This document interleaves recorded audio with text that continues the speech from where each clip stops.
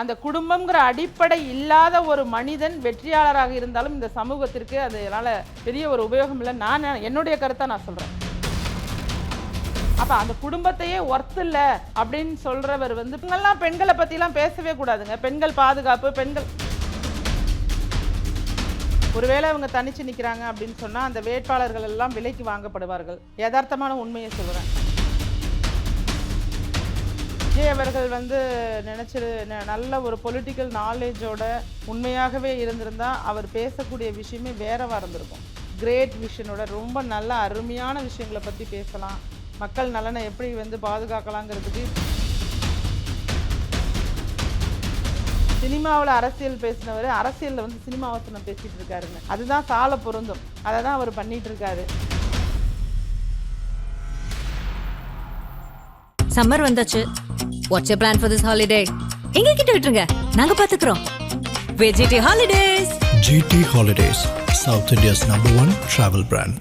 AC வாங்கணுமா? நம்ம Poorvika appliances visit பண்ணுங்க. பெஸ்ட் எக்ஸ்சேஞ்ச் ஆஃபர் ECMIல ஈஸியா வாங்கலாம் ஏசி. இப்போது புதிய அறிமுகம் ஆச்சி ஹோட்டல் சாம்பார் 50 கிராம் ரூபாய் 20 மட்டுமே.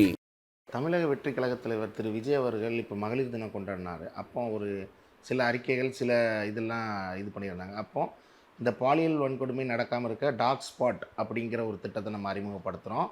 எங்கேயுமே லைட்டே இல்லாத இடமே இருக்கக்கூடாது, சிசிடிவி இல்லாத இடமே இருக்கக்கூடாது அப்படிங்கிற மாதிரி அந்த திட்டத்தை எப்படி பார்க்குறீங்க? அதாவது குற்றங்களை தடுப்பதற்கு அப்படின்னா நிறைய விஷயம் இதெல்லாம் சொல்லலாங்க. உங்களுக்கே தெரியும், இங்கே மாட்டியிருக்க கேமராலே எத்தனை பழுதாக இருக்குது. நீங்கள் போய் ஏதாவது ஒரு சம்பவம் நடந்த பிறகு போய் கேமராவை கேளுங்க, நேற்று தான் அந்த கேமரா பழுதானுச்சான் அப்படிங்கிற பதில் தான் அங்கே உள்ள காவல் நிலையத்துலேருந்து வரும். ஒரு கேமரா போடுறதுனால, லைட்டு போடுறதுனாலலாம் பெண்களை பாதுகாக்க முடியாதுங்க. பெண்களை பாதுகாக்கணும் அப்படின்னு சொன்னால் முதல்ல தண்டனைகள் கடுமையானதாக இருக்க வேண்டும்.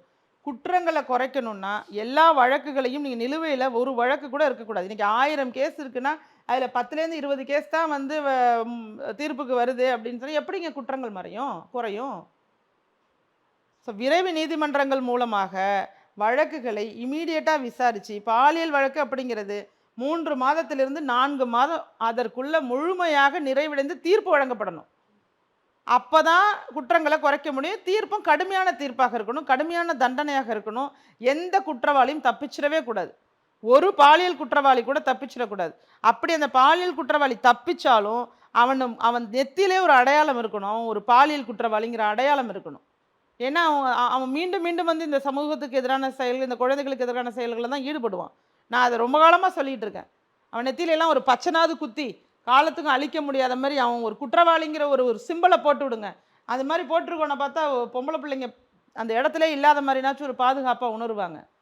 இதெல்லாம் ஒரு பெண் தலைவராக நான் இருக்கும்போது சிந்தனை செய்கிறது நிறையாங்க. அவங்களெல்லாம் பொறுத்த வரைக்கும் வேறு, அவங்களுக்கு லைட்டும் கேமராவும் ஒரு பெண்ணை காப்பாற்றுங்கிறாங்க. நான் என்ன சொல்கிறேன், பெண்களை காப்பாற்றணும்னா ஆண்களுக்கு பெண்களை மதிக்க கற்றுக் கொடுக்கணும். பெண்களை ஒரு நல்ல ஆளுமைகளாக மதிக்கணும். அரசியலில் சட்டமன்றத்துக்குள்ளேயும் கிட்டத்தட்ட 33% அப்படிங்கிறது பெண்களும் இருக்கணும். பெண்கள் இன்றைக்கி 5% தான் இருக்காங்க சட்டமன்றத்தில். 234 தொகுதியில் 12 தொகுதியில் தான் பெண் வேட்பாளர்கள் வெற்றி பெற்று இன்றைக்கி சட்டமன்றத்துக்குள்ளே இருக்காங்க.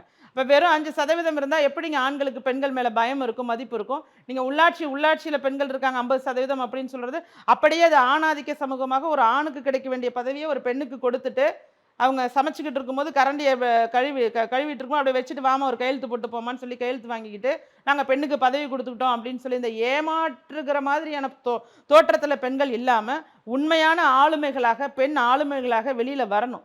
எல்லா துறையிலையுமே பெண்களுடைய ஆதிக்கம் அதிகமாகும் போது கண்டிப்பாக குற்றங்கள் குறையும். திரு விஜய் அவர்கள் பேசுகிறாருன்னா அவர் சாதாரணமாக ஒரு மேடை போடுறாரு. அந்த மேடையில் எத்தனை பெண்கள் இருக்காங்க, எத்தனை ஆண்கள் இருக்காங்க, விகிதத்தை நீங்கள் யோசிச்சு பாருங்கள். 10 பேர் இருக்காங்கன்னா ஒரு பெண் இருக்காங்க. இவங்கெல்லாம் பெண்களை பற்றிலாம் பேசவே கூடாதுங்க. பெண்கள் பாதுகாப்பு, பெண்களையே பாதுகாக்கவே வேண்டாம். அவர்களை நீங்கள் மதித்து ஆளுமைகளாக உருவாக்குவதற்கு தயாராக இருக்கீங்களா? அந்த மனப்பான்மையிலேருந்து மாற முடியாது. நாங்கள் பாதுகாக்கிறோம் எத்தனை காலத்துக்கு தான் நீங்கள் பாதுகாக்க முடியும்? இன்னும் குறிப்பாக பெண்கள் தற்காப்பு கலைகளை பயின்றிருக்கணும்.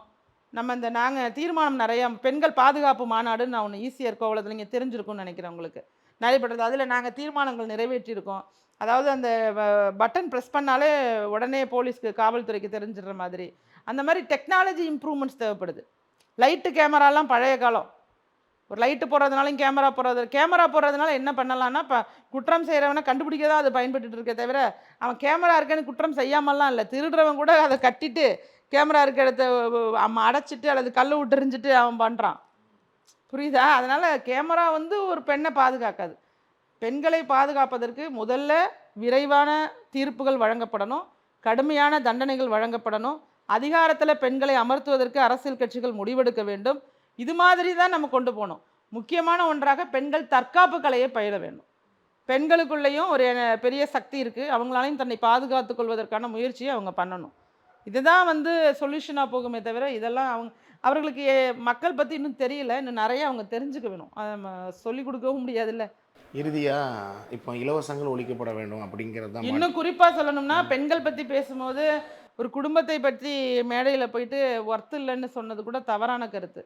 ஏன்னா பல குடும்பங்கள் சேர்ந்தது தான் ஒரு சமூகமாக பார்க்கப்படுது. அப்போ அந்த அமைப்பை, அந்த கட்டமைப்பை, குடும்பம்னு ஒரு அமைப்பு இல்லைன்னா மனிதன் எப்படி இருப்பான் அப்படின்னு நினச்சி கூட பார்க்க முடியாது. ஒரு குடும்பம் இல்லாத மனிதன் ஒரு மிருக வாழ்க்கையை தான் வாழ முடியுமே தவிர அவன் மனித வாழ்க்கையை வாழ முடியாது. உண்மையாக சொல்கிறேன். எல்லாருக்கும் அவங்க எவ்வளோ பெரிய ஆளாக இருந்தாலும், எவ்வளோ பெரிய சாதனையாளராக இருந்தாலும், எப்படிப்பட்ட திறமைசாலியாக இருந்தாலும், குடும்பம் அப்படிங்கிறது தான் ஒரு அடிப்படை. அந்த குடும்பங்கிற அடிப்படை இல்லாத ஒரு மனிதன் வெற்றியாளராக இருந்தாலும் இந்த சமூகத்திற்கு அதனால் பெரிய ஒரு உபயோகம் இல்லை. என்னுடைய கருத்தை நான் சொல்கிறேன். அப்போ அந்த குடும்பத்தையே ஒர்த்து இல்லை அப்படின்னு சொல்கிறவர் வந்து பெண்கள் குறித்து பேசுவதுங்கிறது அவர் இன்னுமே அவருடைய தகுதியை வளர்த்து கொள்ளணும்னு நான் நினைக்கிறேன். இப்போ இறுதியாக மேம், இலவசங்கள் ஒழிக்கப்பட வேண்டும், இந்த 1000 ரூபா உரிமைத்தொகையே ஏடிஎம்கே எப்படி அது பாசிபிள் கொடுக்க முடியும் அப்படிங்கிறத இது பண்ணுங்க. இப்போ டிஎம்கே 1000 ரூபாய், ஏடிஎம்கே 2000 ரூபாய், டிவிக்கு 2500 ரூபாய், இது எப்படிமே பார்க்குறீங்க? அதாவது வேலைவாய்ப்பு, கல்வி அந்த மாதிரி உள்ளதில் தான் நம்ம கொடுக்கணும். இந்த மாதிரி இலவசங்கள் கொடுத்துக்கிட்டு வரிசையாக இருந்தால் அது எப்படி?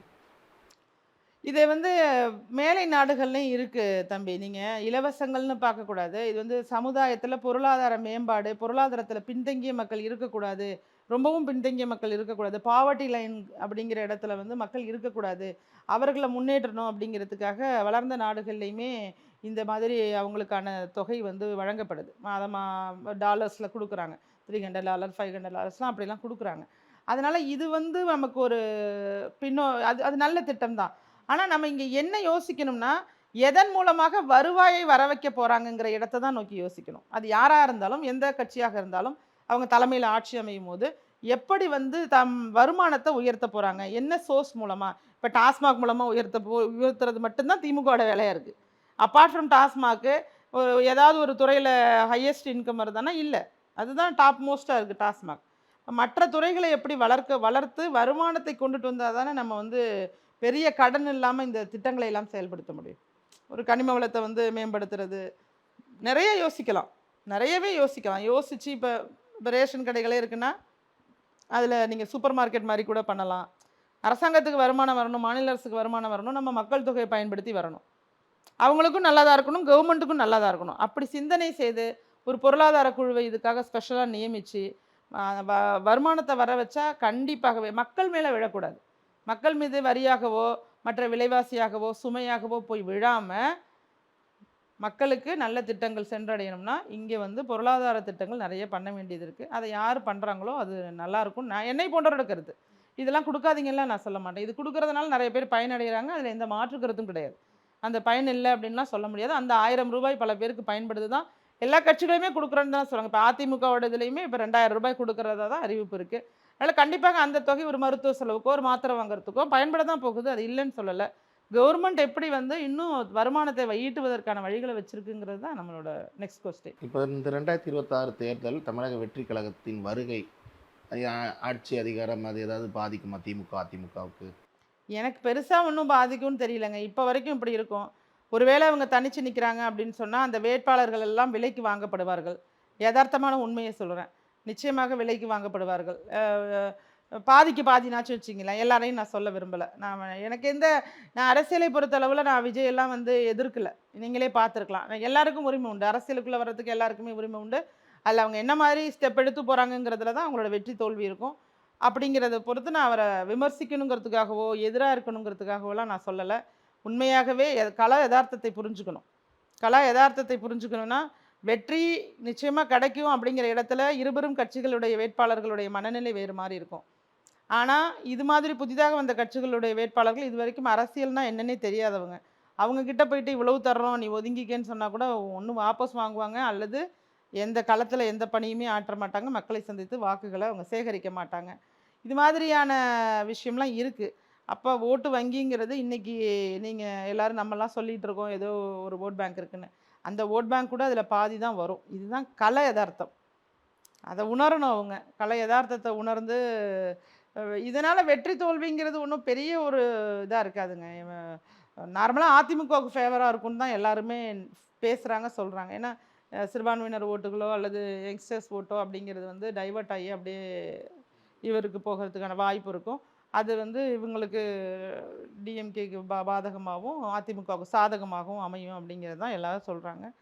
பொறுத்திருந்து பார்ப்போம். அந்த தான் இன்றைக்கி தேர்தல் தேதியே வரப்போகுது. Okay ma'am. திமுக அதிமுகவுக்கு மாற்றாக தான் நாங்கள் தமிழக வெற்றி கழகம் உருவாக்குறோம் அப்படின்னு சொன்னப்போ இது விதமான கவர்ச்சி திட்டங்கள் இப்போ 2500 அறிவிக்கிறோம், 6 சிலிண்டர், ஒரு மந்த்லி 25,000 ரூபாய், அது இயர்லி 25,000 ரூபாய் ஒரு குடும்பத்துக்கு. இல்லைங்க, அவரை சுற்றி யாருமே இல்லைங்க. ஒரு சரியான அரசியலை எடுத்துக்கொள்ளக்கூடிய நபர்கள் யாருமே இல்லை.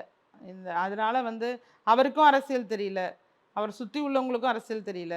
அவங்க ஏதோ இதில் ஏலத்துக்கு விடுற மாதிரி 5000 5500 அப்படி வந்து திட்டங்களை ஏலத்தோட விலையை ஏற்றுற மாதிரி திட்டங்களுக்கு நம்ம மதிப்பை ஏற்றிட்டா நமக்கு ஓட்டு போட்டுருவாங்க மக்கள்லாம் நான் நினைக்கிறது தவறானது.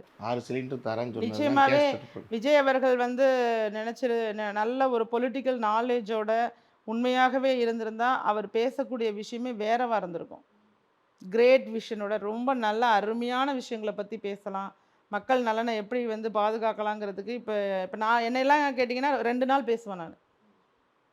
தமிழ்நாட்டில் என்ன மாதிரியான ஸ்கீம்ஸ் எடுத்துகிட்டு வரணும், எதெல்லாம் தேவையில்லை, எது தேவை, எதனால் மக்கள் பலனடைவாங்க, பலனடைய மாட்டாங்க, எந்த டிபார்ட்மெண்ட்டுக்கு இண்டிபெண்டன்சி கொடுக்கணும், அவங்களுக்கு ட்ரான்ஸ்ஃபர் சிஸ்டம் எப்படி இருக்கணும், ஒவ்வொருத்தரையும் யார் தேர்வு பண்ணணும், தேர்வு பண்ணுற அதிகாரங்கிறதே இங்கே இருக்கக்கூடாது. அப்புறம் டீசென்ட்ரலைசேஷன் ஒன்று இருக்கணும். டீசென்ட்ரலைசேஷன் அதிகார பகிர்வு இருந்தால் மட்டும்தான் ஒரு சமூகம் நல்லா இருக்கும், ஒரு மாநிலம் நல்லா இருக்கும்.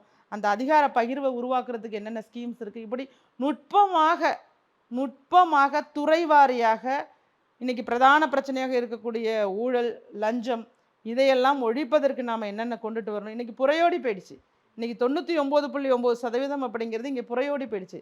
இப்போ இதை குறைக்கிறதுக்கான வழிகள் என்ன இருக்குது, ஒவ்வொன்றையும் பற்றி இன்றைக்கி வந்து வேலைவாய்ப்பு அப்படிங்கிறது வசதி இருந்தால் 10 லட்சம் கொடுத்தா கிடைக்கும், 20 லட்சம் கொடுத்தா கிடைக்கும், அந்த நிலை வரைக்கும் இன்றைக்கி இன்றளவுலையும் இருந்துகிட்ருக்குல்ல. அப்போ அப்படி இருக்கும்போது இதையெல்லாம் எப்படி மாற்றுறது? இன்றைக்கி நேரு அவர்களை பாருங்கள், வேலை வாங்கி தரேன்னு அவ்வளோ பேர்கிட்ட அவ்வளோ கோடி ஊழல் பண்ணதாக புகார் இருக்குது. இப்போ இதையெல்லாம் மாற்ற வேண்டும் என்றால் புதிய சக்திகளால் முடியுங்க. ஆனால் அதற்கான கூட்டம் வேண்டும். அந்த கூட்டம் இல்லாமல் அவரால் சும்மா ஒன்றுமே தெரியாத மாதிரி ஒரு அரசியலை கையில் எடுத்துகிட்டு வீரவசனம் பேசிக்கிட்டு, அதான் நான் 2 வரி படித்த நல்லா இருந்தது. சினிமாவில் அரசியல் பேசினவர் அரசியலில் வந்து சினிமா வசனம் பேசிகிட்டு இருக்காருன்னு. அதுதான் சால பொருந்தும். அதை தான் அவர் பண்ணிகிட்டு இருக்காரு. This is not a right way to do the politics. அவ்வளோதான். லாஸ்ட்டாக மேம், இப்போ தமிழகத்தில் 4 முனை போட்டி அப்படிங்கிறோம். திமுக, அதிமுக, தாவேக அப்படிங்கிறப்ப அந்த நாம் தமிழர் கட்சி அவங்க கொள்கை பிடியில் கரெக்டாக 117 உமன் வேட்பாளர், 117 ஜென்ஸ் வேட்பாளர் அப்படிங்கிறதுல கொள்கை பிடிப்புள்ள கூட்டணியும் வைக்காமல் நம்ம பேசவே மாட்டேங்கிறோம். நாம் தமிழர் கட்சி அதை எப்படி பார்க்குறீங்க 4 முனை போட்டியில்? நான் பொதுவாக நாம் தமிழர் கட்சியை வந்து நான் பற்றி பேசுகிறதில்ல. எனக்கு சீமான் அவர்கள் மேலே வந்து முன்னாடிலாம் ரொம்பவே மிகப்பெரிய மரியாதையெல்லாம் இருந்தது. ஒரு காலகட்டத்தில் அவருக்கு ஒரு பிரச்சனைன்னு ஒன்று வரும்போது அவர் பர்சனல் பிரச்சனையாக இருந்தாலும் அதை கையாண்ட விதமோ அதற்கு அவர் பேசின விஷயமோ அது எனக்கு உடன்பாடு இல்லை. அதிலிருந்து நான் அவரை பற்றி பேசுகிறதே இல்லைங்க. 1000 பொம்பளைங்க கொள்ளையில் இருக்கும்போது இவ தான் கிடச்சாலா அப்படின்னு சொல்லி என்னுடைய மனைவி கேட்குறாங்க அப்படின்னு சொல்லி ஒரு விஷயத்த பேசினார். அந்த வடு என்னுடைய மனதை விட்டு அந்த வார்த்தை போகவே இல்லை. அதை சொல்லும்போது கூட சுற்றி ஒரு 20 பெண்கள் நிற்கிறாங்க. அந்த பெண்கள் நிற்கும் போது கூட அந்த மாதிரி பேசுகிறது. அப்போ நீங்கள் பெண்களை இன்றைக்குமே நீங்கள் இன்றைக்குமே மதிக்காத ஒரு மைண்ட் இருந்தால் தான் அந்த மாதிரியெல்லாம் பேச முடியும். அப்போ வந்து அவரை வந்து நான் ஒரு பெரிய தலைவராலாம் நான் நினைக்கவே இல்லை. ஏன்னா அவருடைய நிலைப்பாடும் பார்த்திங்கன்னா ஒரு நிலைப்பாடில் இருக்கார் அப்படிங்கிறதுக்கு காரணங்கள் நிறையா இருக்குது. அது குறித்து நான் விமர்சிக்க வேண்டாம் என்று நினைக்கிறேன். மற்றபடி நிறைய இடங்களில் நிலைப்பாடுகளை மாற்றி பண்ணுறது, திடீர்னு ஸ்டாலின் அவர்களை போய் சந்திக்கிறது, அவங்க குடும்பத்துக்காரவங்கள போய் சந்திக்கலாம் துக்கம் விசாரிக்க, அவர் போய் ஏன் ஸ்டாலின் அவரை சந்திக்கணும்? ஸ்டாலின் அவரை சந்தித்த பிறகு அவருடைய 1 மாத கால ப்ராஜெக்டை வந்து அவர் எப்படி கரெக்டாக எடுத்துகிட்டு போனது, திமுகவை நோக்கி திமுகவை ரொம்ப பேசாமல் இந்த பக்கமாக டைவர்ட் ஆகி பேசுறது, அப்போ ஏதோ ஒரு வியாபார நோக்கத்துக்கு செயல்படுற மாதிரி தமிழை வைத்து ஒரு வியாபாரம் செய்து கொண்டு இருக்கிறார் அப்படிங்கிறது தான் என்னை பொறுத்த வரைக்கும் கருத்தாக நான் பார்க்குறேன். இன்னும் அரை மணி நேரத்தில் தேர்தல் அறிவிக்க போகிறாங்க. எப்படி மேம் இருக்கும் 2026 தேர்தல்? யார் வின் பண்ணுவான்னு நினைக்கிறீங்க? நிச்சயமாக ஆளுங்கட்சி மேலே மிகப்பெரிய அதிருப்தி உருவாயிடுச்சுங்க. இந்த 1 மாதத்துலேயே ரொம்ப அதிகமான அதிருப்தியை மக்கள் சந்திக்கிறாங்க. அன்றாடம் வந்து சட்ட ஒழுங்கு சீர்கேடு தான். முக்கியமாக சொல்லணும்னா சட்ட ஒழுங்கு சீர்கேடுங்கிறது சாதாரண பிரச்சனை இல்லைல்ல. நீங்கள் என்னதான் இருந்தாலும் நான் வாழ்கிறதுக்கு பாதுகாப்பு இல்லை, என் பொண்ணு வெளியில் போக முடியல அப்படின்னா அந்த இடத்துல வந்து நிச்சயமாக மக்கள் மாறிடுவாங்கல்ல. நீங்கள் வேறு என்ன பேசினாலும் எடுபடாதுல்ல. நான் இன்றைக்கி வீட்டை விட்டு வெளியில் போகிற பொண்ணு, கல்லூரிக்கு போகிற பொண்ணு பத்திரமா வீட்டுக்கு வரணும், ஸ்கூலுக்கு போகிற பொண்ணு வீட்டுக்கு வரணும், போலீஸ் ஸ்டேஷனுக்கு போய் புகார் கொடுக்க போனவங்களுக்கே பாதுகாப்பு இல்லை, போலீஸாக இருக்கிற பொண்ணுங்களுக்கும் பாதுகாப்பு இல்லை. அப்போ பெண்கள் பாதுகாப்பு கேள்விக்குறியானது அப்படிங்கிறதுனால நிச்சயமாகவே ஆளுங்கட்சிக்கு அதிருப்தி எதிரலை அதிகமாகிடுச்சு. கண்டிப்பாகவே மாற்றாக அதிமுக தலைமையிலான கூட்டணி வெல்வதற்கான வாய்ப்புகள் அதிகமாக இருக்கிறத நான் பார்க்குறேங்க. நன்றி. சம்மர் வந்தாச்சு. What's your plan for this holiday? எங்க கிட்ட விட்டுருங்க, நாங்க பாத்துக்கிறோம். VGT holidays. GT Holidays, South India's #1 travel brand. AC வாங்கணுமா? நம்ம பூர்விகா அப்ளையன்சஸ் விசிட் பண்ணுங்க. பெஸ்ட் எக்ஸ்சேஞ்ச் ஆஃபர் ECMIல ஈஸியா வாங்கலாம் ஏசி. இப்போது புதிய அறிமுகம் ஆச்சி ஹோட்டல் சாம்பார் 50 கிராம் ரூபாய் 20 மட்டுமே.